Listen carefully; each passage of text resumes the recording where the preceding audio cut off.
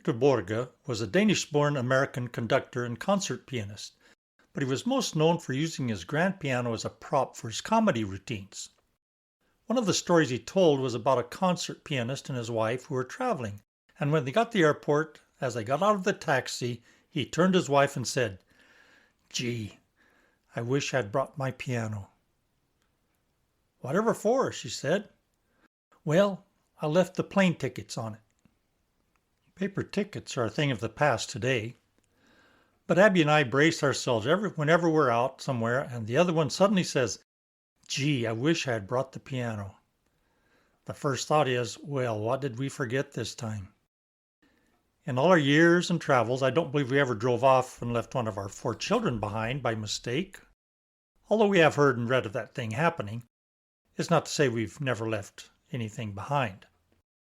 In 1966, the summer between my second and third years of university, Abby was going to Colorado on vacation where my family lived, and she was going to meet her parents there after her father had finished preaching a meeting in Indiana. I quit my summer job and offered to drive her to Colorado, and on the way, I decided it would be better to get married there in August, rather than wait until Christmas when one or the other of our families would have to travel in the winter for the wedding. It was something of an on-the-spot decision. Now, the moral of this story, the one I want to make here, is that at some point in this 14-hour drive, Abby realized she had left her handbag at the office where she worked and where I had picked her up on the way out of town. She'd gotten paid.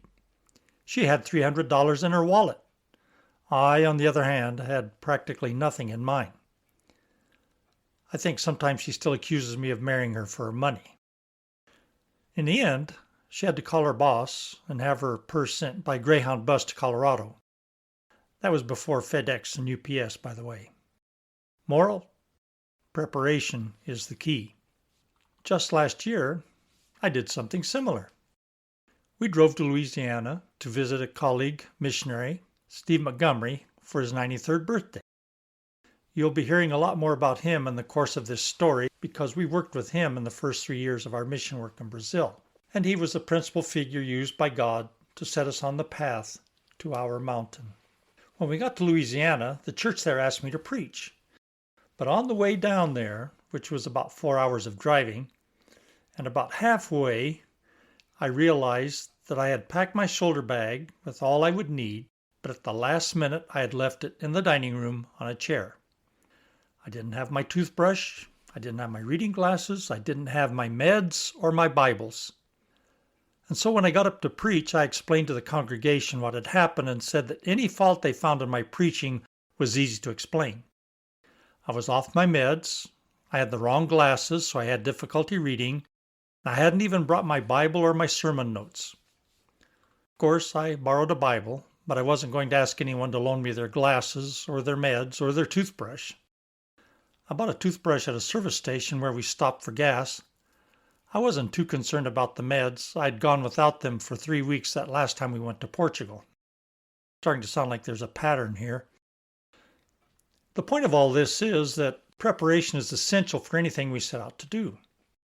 The thread of this story is the conquering of mountains, which is a good illustration of the point I want to make here in this episode.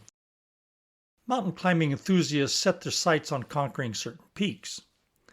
Colorado, where I was born and grew up, has the most peaks over 14,000 feet high in the U.S., 54 or 58 according to who's counting.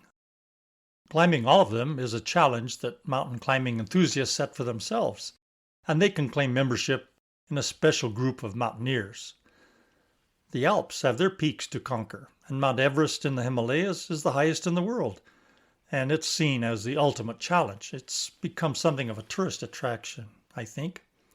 But no one starts up a mountain without preparation, and the higher the mountain, the greater the need for preparation.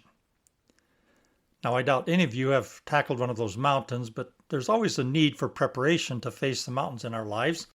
The good news is that God prepares us for the way ahead, and He prepares the way ahead for us. That's what we'll be talking about in the first part of the story. It's about first things first.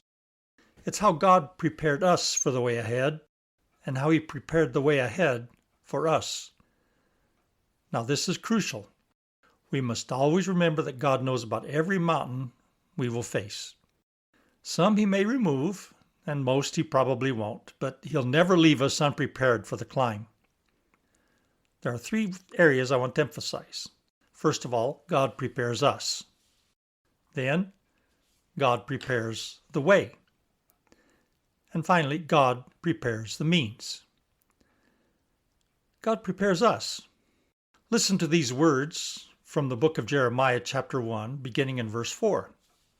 Jeremiah says, "The word of the Lord came to me. I chose you before I formed you in the womb. I set you apart before you were born. I appointed you a prophet to the nations." But I protested, "Oh no, Lord God, look, I don't know how to speak since I am only a youth."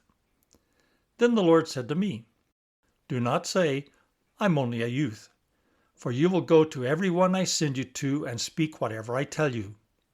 Do not be afraid of anyone, for I will be with you to deliver you. This is the Lord's declaration." Then the Lord stretched out His hand, touched my mouth, and told me, "I have now filled your mouth with my words. See, I have appointed you today over nations and kingdoms to uproot and tear down, to destroy and demolish, to build and plant." That's Jeremiah 1, 4 through 10. I believe there are some passages in the Bible that are meant to be proclaimed and not necessarily explained. How many times do people get entangled in trying to explain what the human mind cannot comprehend? This is one of those passages in the Word of God that I don't think can be explained through human reasoning. But it can be proclaimed and must be proclaimed that God chose Jeremiah even before he was formed in his mother's womb. Now talk about advanced preparation. There are things about God's foreknowledge and predestination we can't understand or explain, but they're in the Word and they're to be proclaimed as they reveal the nature of God. What about John the Baptist in Luke 1, verses 13 to 17? The angel spoke to Zechariah, the father of John the Baptist, and said, "Do not be afraid, Zechariah, because your prayer has been heard. Your wife Elizabeth will bear a son, and you will name him John. There will be joy and delight for you, and many will rejoice at his birth, for he will be great in the sight of the Lord, and will never drink wine or beer.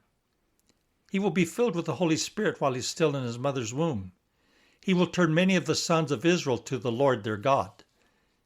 He will go before him in the spirit and power of Elijah to turn the hearts of the fathers to their children and the disobedient to the understanding of the righteous, to make ready for the Lord a prepared people." Now, how do we explain that? Then there's the case of Saul of Tarsus, who persecuted the church, as we read in the early part of the book of Acts. But there came a time on the road to Damascus when he met Jesus. In Damascus, Ananias was told that Saul would be coming to see him, and he was to baptize Saul. When Ananias replied, well, he had heard all about the harm that Saul had done to the saints in Jerusalem, the Lord said to him in Acts 9:15, "Go, for this man is my chosen instrument to take my name to Gentiles, kings, and the Israelites. I will show him how much he must suffer for my name." A chosen instrument. The word in the original is vessel. God prepares and forms the vessels as he sees fit. He prepares us. You may say, I don't have a calling like Jeremiah, John the Baptist, or the Apostle Paul. Well, those aren't my callings either. You will say, but I wasn't called to go to the foreign mission field, to Brazil, or to Madeira. True, but we were. And we were not called to do what God has set before you. Be assured of this, whatever it is that God has in store for you, he was working on it long before you came on the scene. He prepares us. Secondly, God prepares the way. He opens doors. He presents opportunities. I believe sometimes we may have a choice between two options. One way perhaps requires a greater level of faith and trust, and we can choose to follow that road, or we can choose the lower road. Was going on the foreign mission field the only way we could serve God? Well, that's not the only way to serve God, of course. But for us, Not to have gone on the mission field would have meant settling for less. In Revelation 3:11, Jesus admonished the church in Philadelphia, one of the 7 churches in Asia. He said, I am coming quickly. Hold on to what you have so that no one takes your crown. Were we God's only way of getting the gospel to Madeira? Of course not. But if we had not fulfilled that purpose, he would have gotten someone else, but we would have missed the blessing. Don't feel guilty because you didn't go to Madeira. He didn't call you to go there. But if he called you to go across the street and you didn't, then that's something you need to talk to the Lord about. God will send someone else, but you missed the blessing, the crown, if you will. Now, God gave us an open door to Madeira, but it wasn't an easy door. We talk about God opening doors, but if we have to knock the door down to get through it, we'd better seek God about whether that door is his will. But God will present us with an open door if we truly seek one. And here's something else to keep in mind. An open door may only mean it's unlocked. We still have to walk up to the door and turn the handle. Neither does having an open door mean it will be easy sailing. Paul, writing to the Corinthians, says in chapter 16, verse 8 to 9 of 1 Corinthians, I will stay in Ephesus until Pentecost, because a wide door for effective ministry has opened for me. Yet many oppose me. Other translations read, there are many adversaries. The Lord opened the door for us in Madeira, but there were many adversaries. Some of them being those that one would least expect it from.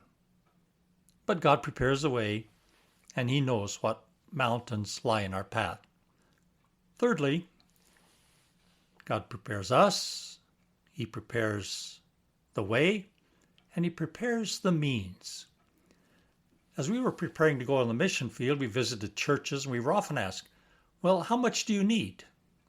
They wanted to know what expenses we expected to have, how much we would need in offerings. We didn't go out under a mission board or agency, and they usually establish an amount depending on the location or type of work that's going to be done. We went just because God had called us. And so I said, I didn't know. My answer was, God has promised to supply all our needs. And there is a verse for that, by the way. I had no clue what our needs would be. But I trusted in the God who does know, and that he would meet those needs. Now, I never summed it up this way, but I will here. I believe God had promised to give us everything we would need. I was certain we would need everything he gave us. Then there's that passage in Luke 14 where Jesus talks to his disciples, and he says in verses 25 through 33, Now great crowds were traveling with him, so he turned and said to them, If anyone comes to me and does not hate his own father and mother, wife and children, brothers and sisters, yes, and even his own life, he cannot be my disciple. Whoever does not bear his own cross and come after me cannot be my disciple. For which of you, wanting to build a tower, doesn't sit down first and calculate the cost to see if he has enough to complete it? Otherwise, after he has laid the foundation and cannot finish it, all the onlookers will begin to make fun of him, saying, This man started to build, and he wasn't able to finish. Or what king going to war against another king will not first sit down and decide if he's able with 10,000 to oppose the one who comes against him with 20,000? If not, while the other is still far off, he sends a delegation and asks for terms of peace. In the same way, therefore, every one of you who does not say goodbye to all his possessions cannot be my disciple. Count the cost. That's part of the preparation. The means. How much is it going to cost? But when we count the cost, we normally figure out what our resources are and how much we have. When Jesus fed the multitude of the 5,000 men and their families, and he told the disciples to feed them, they said, But how can we? Jesus said, Well, what have you got? And they looked at their resources. They had 5 loaves and 2 fish.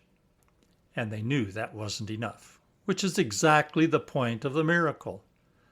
They were looking at it from the wrong angle. Then Jesus said, Give them to me. Jesus could have asked at that point, "What have you got now, Peter?" Not a thing," the disciples would have had to reply. When God tells us to count the cost, He's not asking us to count what we have or how we can contribute to the cause. He asks us to count what we're willing to lose. What are we willing to do without?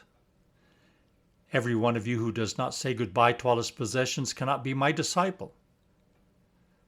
Do we have to give up everything? Very rarely. But we have to be willing to give up everything. You see, in the end, the cost is us. On this point of preparing the means, I think about it this way. When I build a project, and believe me, I couldn't list how many or say what all I've done over the years, but the first thing I think about is all I'm going to need for the project. The hardware, the materials, the lumber, the tools. I make a list of everything. Here in the States, I go to Home Depot with my list. I buy the lumber, the screws, the nails. I make sure I have the tools I need. Then I start working on the project. But you know, it never fails. There's always something I forgot. Some step in the process I hadn't counted on. An unforeseen development, like a tool burning out, or me breaking the only drill bit of the size I need. I got the wrong size screws or nails, and I always end up having to go back and get more or get something else entirely. But when we trust God to provide all our needs, you see, we can be sure He knows about all those contingencies from the very beginning. He will provide every need. He will prepare us in every way for whatever He has coming for us. We have no excuse for being unprepared or undersupplied. There's Jesus' parable of the wedding feast in Matthew 22 when a man comes in and he isn't wearing the proper garment. The king asked how he got in without the proper attire. The man was speechless, and they threw him out into the outer darkness. Of course, Jesus told that parable as a warning to us to be prepared for when He comes, so we are prepared and won't be ashamed. No one will have an excuse before the judgment throne. God has done everything so we can be prepared. Between my first and second years of university, I spent the summer at home on the farm, and at that time I was able to get a temporary job for a month working in the steel mill at Pueblo, Colorado. During that time, my parents and sisters went on vacation and left me by myself. It was up to me to take care of the chickens, the pigs, the cows on the farm, and then go to work at the steel mill. One day I rushed around to get all the chores done before heading off to work, and as I got ready to punch my time card at the gate, I looked down and realized I hadn't changed out of my work boots that I wore on the farm. I had forgotten to put on the steel-toe safety boots required for the job I was doing. Would the supervisor send me home if he discovered I was not wearing the required safety equipment? I didn't know what would happen, and I sure didn't want to find out. All I remember is that I spent that whole 8-hour shift hiding my feet so no one would notice I was not properly dressed. Someday, we will stand before God, and if we're not prepared, we will be truly embarrassed because we have no excuse. God has made everything necessary for us to be prepared, and that preparation is Jesus. There are many stories of those who've gone off to the mission field and then returned with a sense of defeat or frustration. And it's not for us to judge whether or to what extent they fulfill God's calling.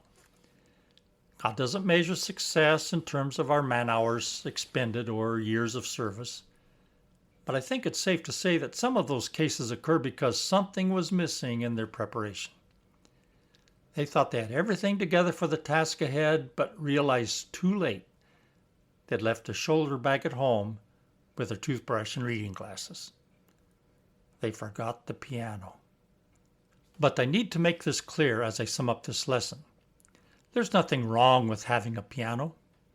In fact, that was one thing Abby insisted we bring with us to the States when we left Madeira. She talked more about bringing it than she did about bringing me. And I hope that's because she assumed my accompanying her was a foregone conclusion. But the lesson is this. It's not the piano that's important, because it won't get us on the plane. The ticket is all we need for that. That ticket for success in our lives, for fulfilling our tasks and overcoming our mountains is knowing God Himself in a close and personal relationship, resting in the fact that God is all we really need because God Himself is all we really have. How many of us keep looking at how many loaves and fish are left in our baskets instead of giving whatever's there to the Lord?